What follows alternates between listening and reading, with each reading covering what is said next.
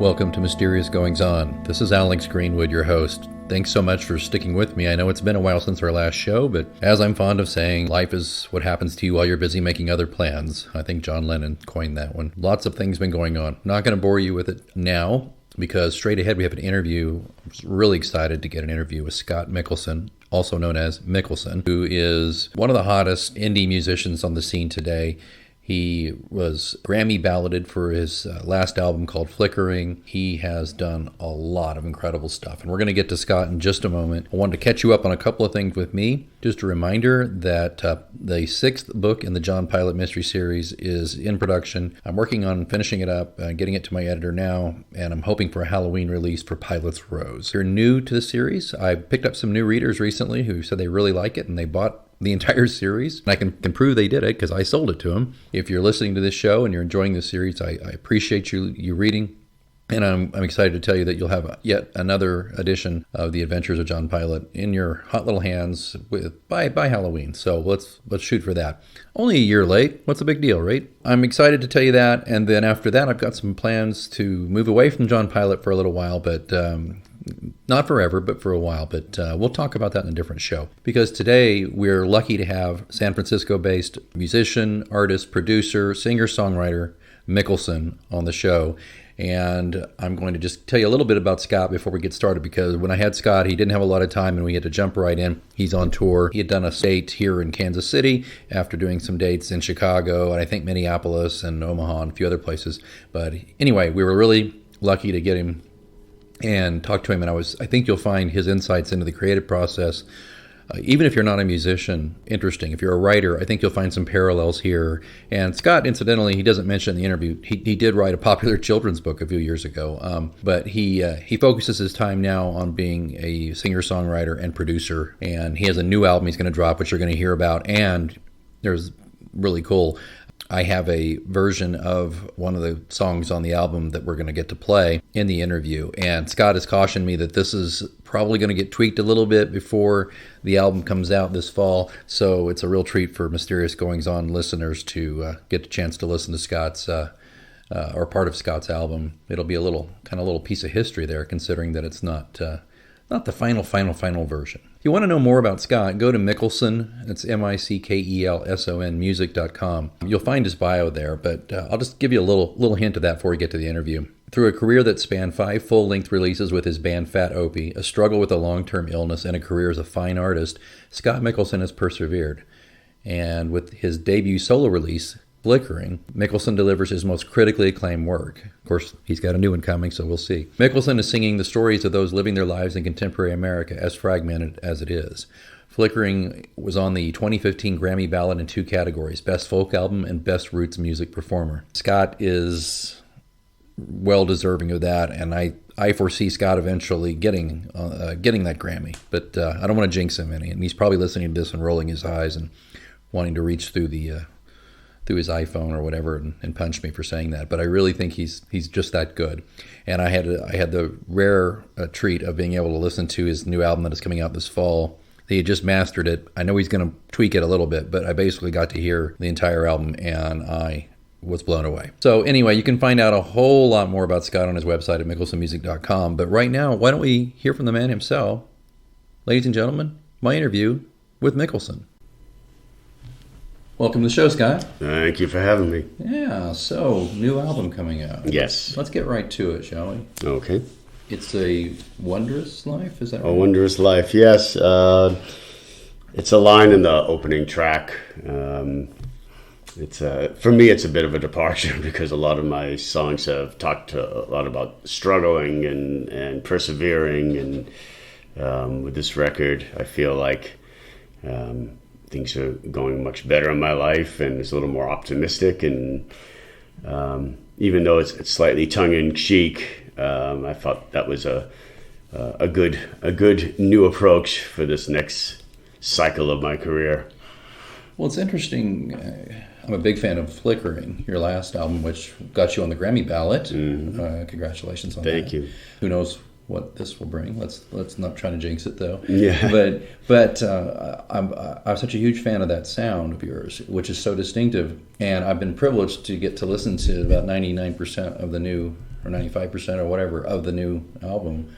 And, you know, no bullshit here. I love it. It's great, but it's I don't want to call it a departure because it's still you, but it's not what I expected, and it's got a rock edge to it that I didn't expect. Am I on the right? Yeah, you are. I mean, music I was doing in the late '90s and early 2000s. I was definitely an alt rock artist with a band, and so people who've known me for a long time will see some similarities. And but yeah, I don't go into any new record with a preconceived notion of what the production is going to be. I just kind of start doing my thing with the songs. And in this case, on the last record, on Flickering, I had been writing with and for a band for so long that for Flickering, it was the first time I could just work with any musicians I wanted and just open up the production to doing anything I wanted without having to worry about, having parts for the bass player and the other people in the band. So I worked with close to 25 different musicians on Flickering, whereas with this one, I decided I wanted to try to play almost all of it myself.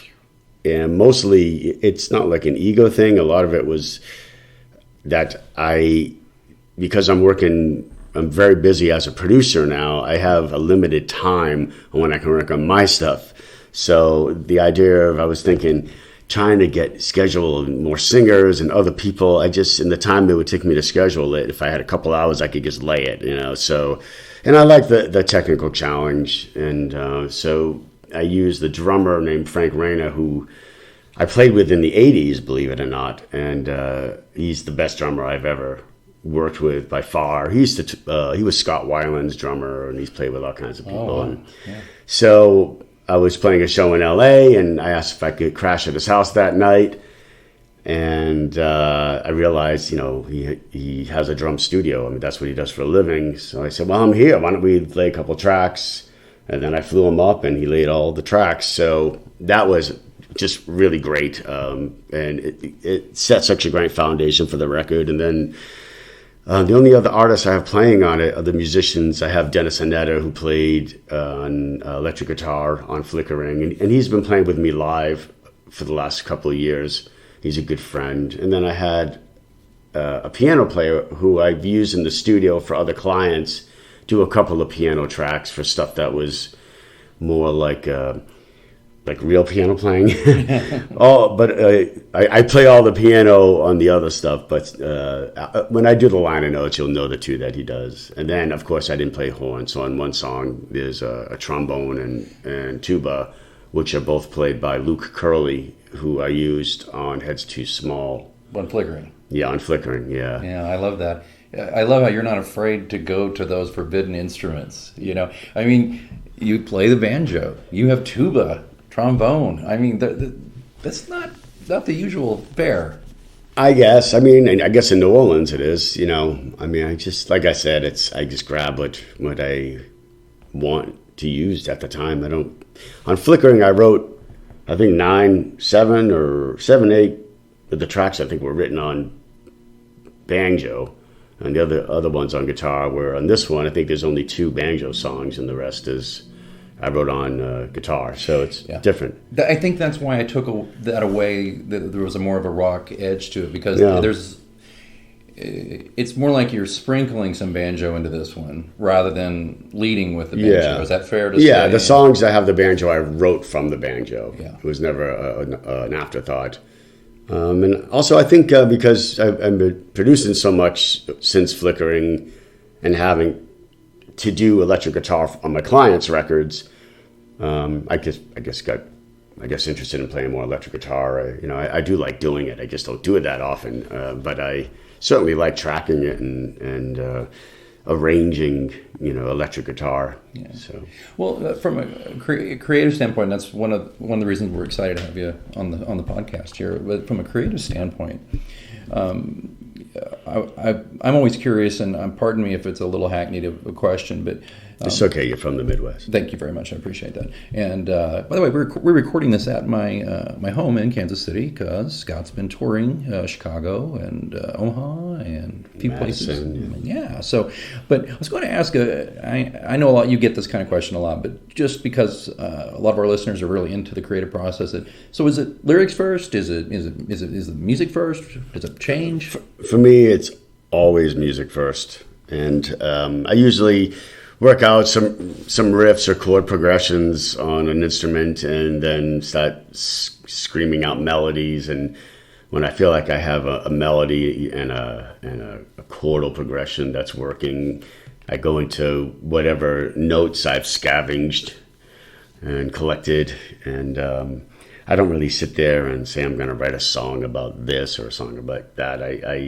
I liken it to being it's like a collage. I just collect a lot of words and phrases and ideas and scratch them on pieces of paper. And then when I get ready to actually start penning a song, I just look at these pieces of paper on my desk or on the floor and try to collage some elements together and see if I can, sew together some kind of a story out of it. And that's how I've been doing it for 25 years. I mean, even a fortune cookie or something? Anything. It could be from anything. Because there's a line we were talking about offline I'm sorry, which song was that? Where the tongue is the heart of a fool. The tongue is that was, there was a book of Chinese proverbs. I took, on Flickering, there's that song, the one that has the Arabian feel, the Middle Eastern feel.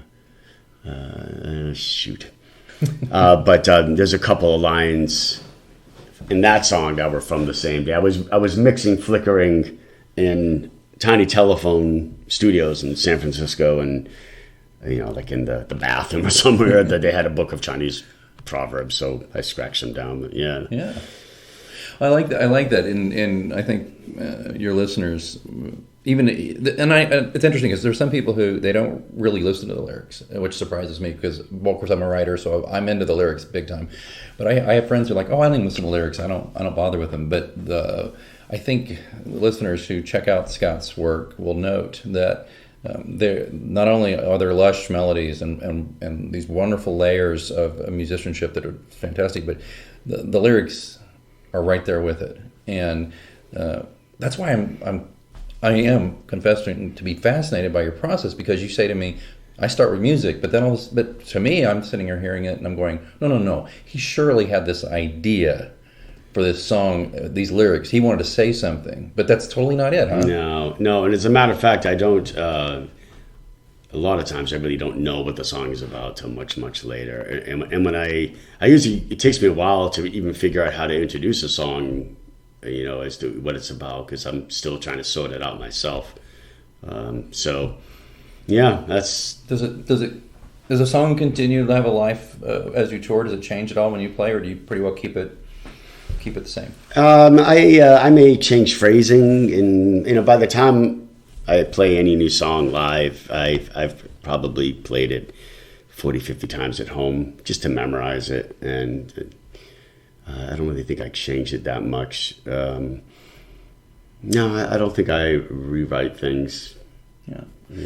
How does your work as a producer inform your work as an artist yourself? Do you pick up things by helping other artists? Absolutely. Can you give me an example of something like that? Well, I mean, every artist you work with, or musician, just a hired player, if you're not learning something, there's always something you can learn. It's whether it's learning how to deal with something musically, how to communicate something in words that apply to anybody's skill level. I don't read or write music, so if I have to explain to a horn player or a drummer what I want, I have to be able to articulate these things, and so I've had to learn from other people what they need for me to be able to communicate that. And there's also a lot of psychology. And also, I really challenged my clients as songwriters. We spend a lot of time developing their songs before we ever record anything. Just with the basic guitar or piano and vocal and lyrics, and really make the song work. And I won't record anything until the song works. And every time I help somebody rewrite a song, it's because I can't just make it the way I want to do it all the time. I have to appreciate what they're doing with their song. And so I learn, instead of me always going back to the same toolbox that I always use, it's, putting different tools in the box to work from. So I'm always learning something. Yeah. You can get very set in your ways, and if you don't get in the way of yourself, you'll just become better at what you do. Is there a type of music that doesn't interest you? Is there a genre you or maybe a better question might be, is there a genre of music that you haven't really explored that you want to? Maybe that's a better question. I think I'd like to. I haven't produced a full band in a while. I've been working mostly with solo artists, and it'd be nice to work with a band a little bit more, even if it's tracked individually, because a lot of what I've been doing is I've had to build all the rhythm sections and basically everything. Right. So it'd be nice to find a band that has the songs somewhat hashed out and the arrangements somewhat hashed out, and then push that a little further. And so I think that would be a nice thing to do. Yeah. Do you think that also might involve psychology again?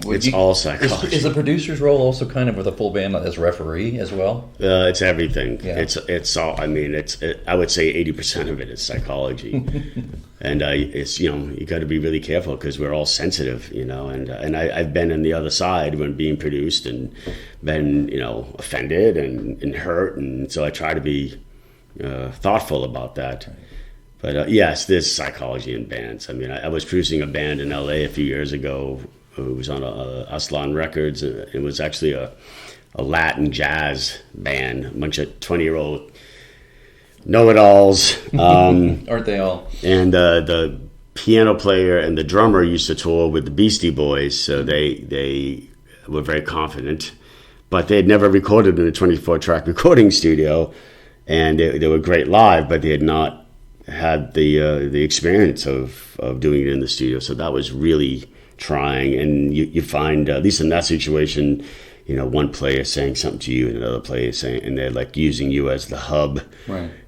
So it's, it's fun. I mean, but a lot of it is psychology. And also a lot of it is making the artist just feel comfortable and confident in order to get them to do their best performance. A lot of singers who haven't sung a lot, they hear themselves and they hear the pitchiness and they hear issues, or they've never harmonized with themselves, or and it's you want them to feel like they can do it. You can do it just because you haven't done it, or maybe it might take a few times you'll get it, and there's a lot of that. Or especially when it comes to lead vocal tracks, singer-songwriters who have been used to singing things the same way. This is how I've always sung it, and this is how I sing it, and then in my ears I'm hearing it for the first time, and if something always sounds off or wrong or clumsy, it's my job to make it sound more like a record, make it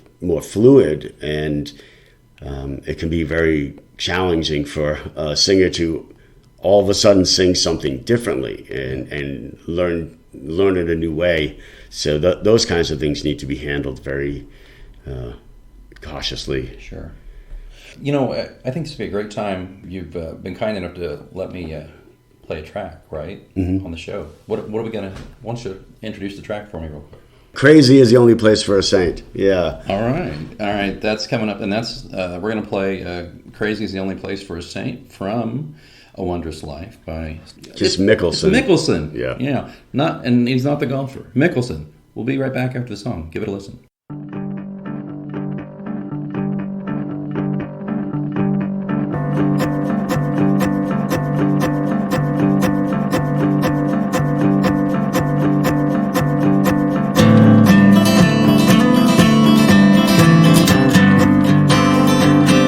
TV on till dawn,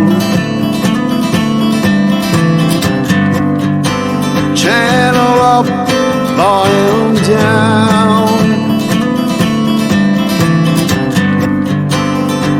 sub and a gaze upon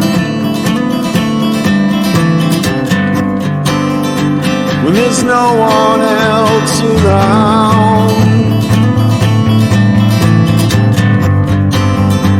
Don't tell me this drinking is bad for my health. If God made anything better, He kept it for Himself. He ain't sharing. The witch hunt has begun. I should hold my tongue, oh, but I won't. So lodge your complaint. The only thing holding up these walls is the paint.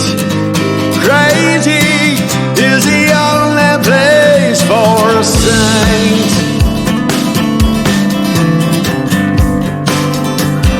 Sleeping on the couches in the apartments of my friends, just like their carpets and starting to wear thin. You won't find my biography up on your coffee table. I'll clear out of here as soon as I am able. Not soon enough. My train of thought, it must have jumped the rails again. All aboard and lodge your complaint. The only thing holding up these walls is the paint. Crazy is the only place for a saint. I got a Mustang for a day. I should make my getaway. But crazy is the only place for a saint.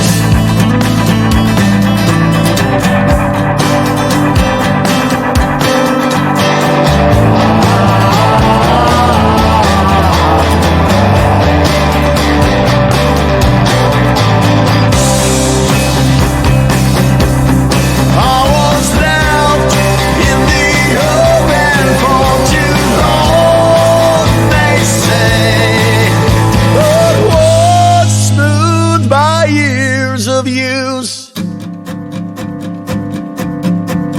So lodge your complaint. The only thing holding up these walls is the paint. Crazy is the only place for a saint.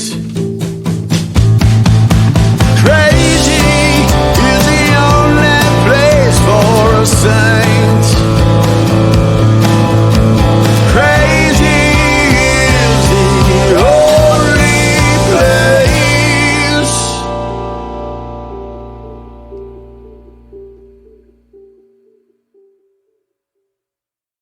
Wow, Scott, that's one of my, I mean, you're being kind. You're letting me basically pick because that's the one I really liked. I like them all, but that track really, I heard you play it live first, obviously, and then I got to hear the produced version, and I'm one of the first people to hear this mastered album, so that one really sticks with me, and I congratulations on a fantastic piece of work. Oh, thanks. How long did it take you? To make the record? Yeah.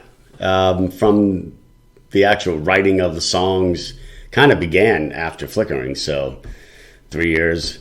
Is that about your average? It's usually 2 years, but I got so busy producing other records that it really slowed down me doing mine. Right. And I do find it really hard to, if I'm completely immersed in other people's records, it really does slow me down writing.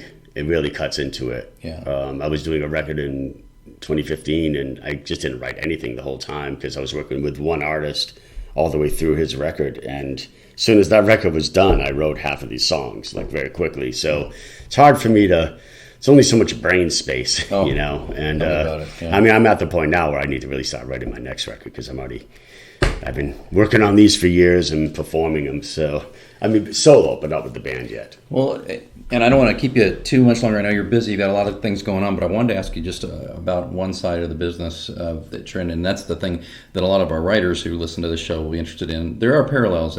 For example, we're both. I'm an indie author. You, for all intents and purposes, indie musician, and so that means we are also our own publicist, our own. Well, you produce your own stuff, right? So, yeah, engineer and producer. Yeah. Yeah. So I have an editor, of course, for me because so that kind of has that role for me, and right. My editor is good enough to tell me when something really sucks, so that's important.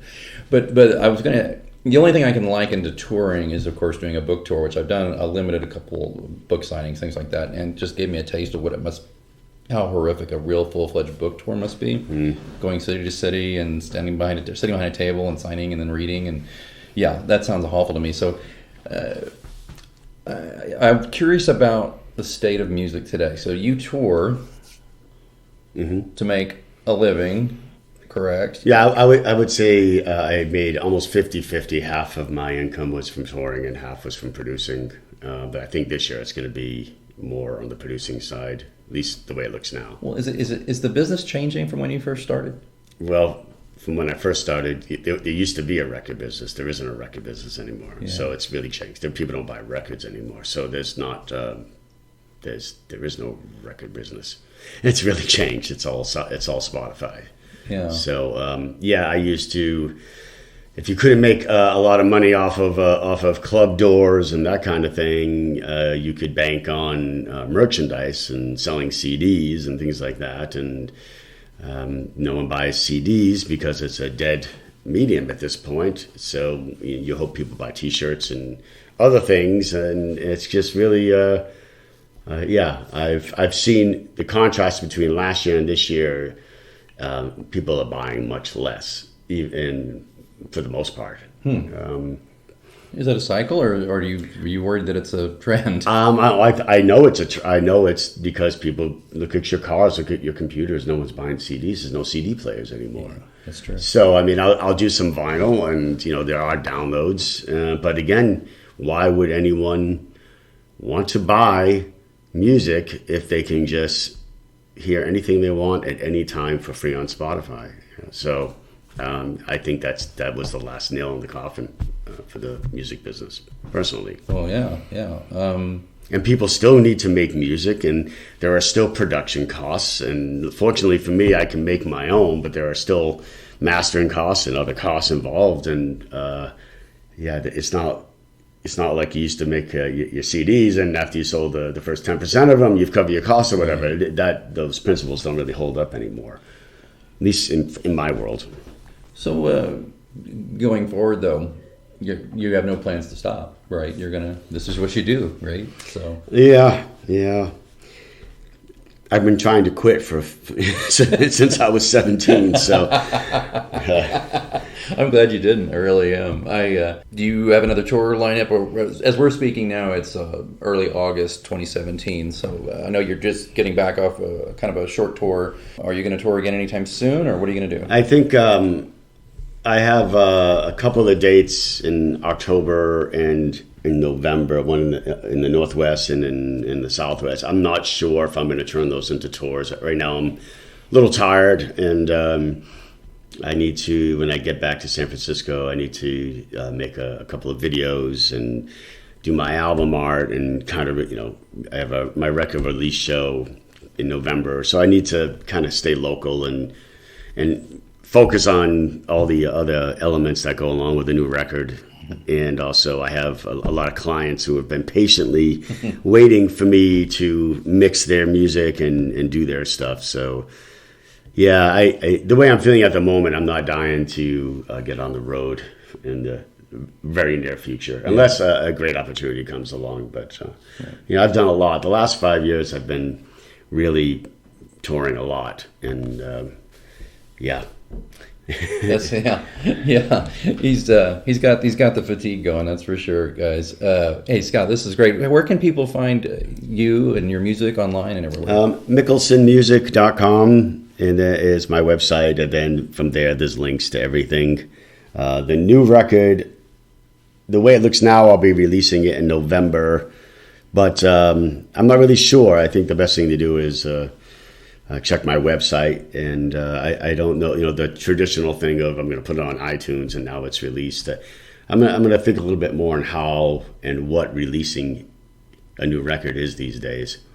So I am going to do vinyl though, just because my brother wants one. So I think I might want to get one too. Yeah, so I'll do some of those, but I'm actually thinking I might just do flash drives, that have all the downloads for all my records and the artwork and the lyrics, and well, that's a clever idea.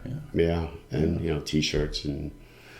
Yeah. Well, you can find Scott again at Mickelson, and that's Mickelson music.com. The links will be in the show notes, so if you don't want to, if you're driving, don't stop the car and write it down. Don't worry about that. Yeah, but again, this has been a great conversation. I could talk for a lot longer, I could tell you, but he's got to go to some things, and we're just excited to have had you here, Scott. Thank you. Thanks for having me. It was fun. It was my pleasure. And remember, the album is called Wondrous Life. It'll be out this fall.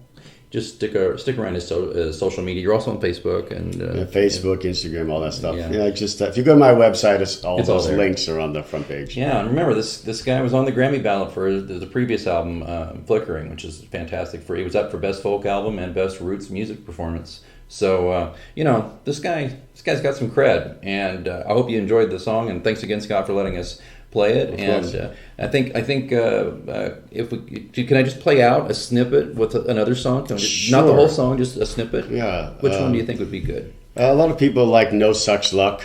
It's the I think it's the second track on the record. Okay. And kind of an upbeat, tongue-in-cheek thing about how we tend to bite off more than we can chew and keep ourselves in a state of distress for no reason. That sounds familiar. That sounds really familiar. Well, that's great. Okay, well, this is on our way out. Thanks again. By the way, just a little note to my listeners here. Sorry I've been away for a while. I'm busy working on Pilate's Rose, the next book in the series, and that'll be out hopefully by Halloween. More on that later. This is Scott Mickelson, and until next time, keep reading.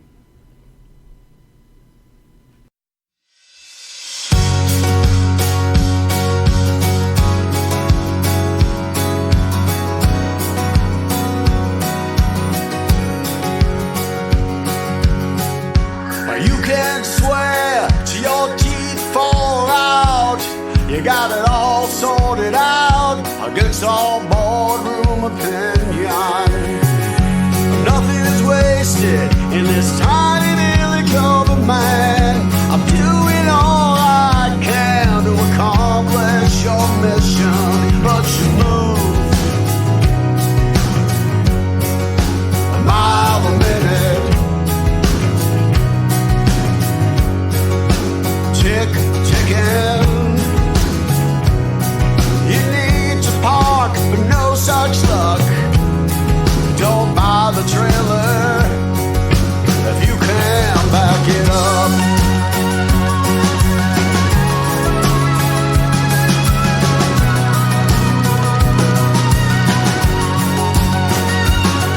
The longer road, well, it makes you sweat, but the shorter road, it makes you bleed. The odometer that you've always kept is giving you answers you won't need, so you move a mile a minute, and you're taking me with it.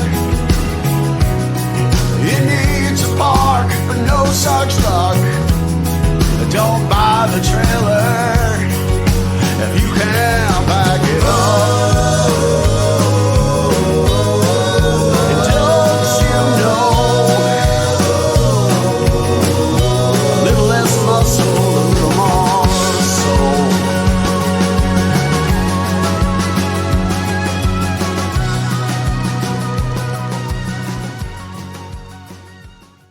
It's hosting season, which means it's too many people in the house season. Can I sit on this? Nope. Casserole burning in the oven season. Anyone smell that? My yams! And Aunt Meg giving advice season. You should enter eligible New York Lottery draw game tickets with Collect and Win. You could win a $5,000 gift card to use at the Home Depot to make hosting a little easier. Wow, Aunt Meg, that's actually great advice. The Home Depot is not a sponsor of this promotion. You must be 18 years or older to purchase a lottery ticket. You must be 21 or older to purchase a quick draw ticket where alcoholic beverages are served. Please play responsibly. Entered by 1/7/20. It's hosting season, which means it's too many people in the house season. Can I sit on this? Nope. Casserole burning in the oven season. Anyone smell that? My yams! And Aunt Meg giving advice season. You should enter eligible New York Lottery draw game tickets with Collect and Win. You could win a $5,000 gift card to use at the Home Depot to make hosting a little easier.